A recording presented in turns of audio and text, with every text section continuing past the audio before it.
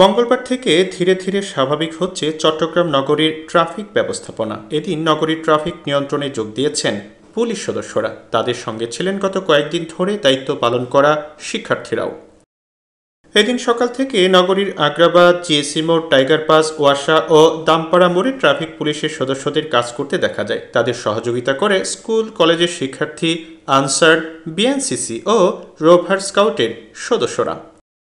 এ সময় স্থানীয় রাজনৈতিক দলের নেতাকর্মীরাও উপস্থিত ছিলেন। একসাথে ছাত্রদের সাথে সমন্বয় করে কাজ শুরু হয়েছে বলে জানায় ট্রাফিক পুলিশ। ট্রাফিক ডিউটি শুরু করেছি স্টুডেন্টের সাথে, আমরা একসাথে একতা ফিল করে কাজ করতেছি এবং এরাও এই নতুন এক সপ্তাহ ধরে কষ্ট করছে। এদিকে ট্রাফিক পুলিশ ডিউটিতে ফেরায় খুশি শিক্ষার্থীরা। বলছেন, রাস্তায় কাজ করে বুঝতে পেরেছি ট্রাফিক পুলিশের কষ্ট। রাস্তায় থাকাকালীন আমরা খুব অনেক ভালোবাসা পেয়েছি, অনেক সম্মান পেয়েছি, অসম্মানটা খুব কমই হয়েছে। তাদের সাথে পাশাপাশি আমরাও নিজে থেকে চলে আসলাম। চলে এসে দেখলাম আসলে যে গাড়ির যে বিশৃঙ্খলাগুলো, রিক্সাগুলো বিভিন্ন দিক থেকে ঢুকে যাচ্ছে, চিএনজিগুলো বিভিন্ন দিক থেকে হয়ে যাচ্ছে, দেখছি রাস্তায় প্রচুর জ্যাম হয়ে যাচ্ছে। তো আমরা ওটা দেখে আমরা নিজেরা স্বেচ্ছায় এখানে আসলাম। পুলিশদের যে কষ্টটা এই রোদে পড়ে ঘামে ভিজে, ওদের কারণে একমাত্র আমরা ফিল করছি।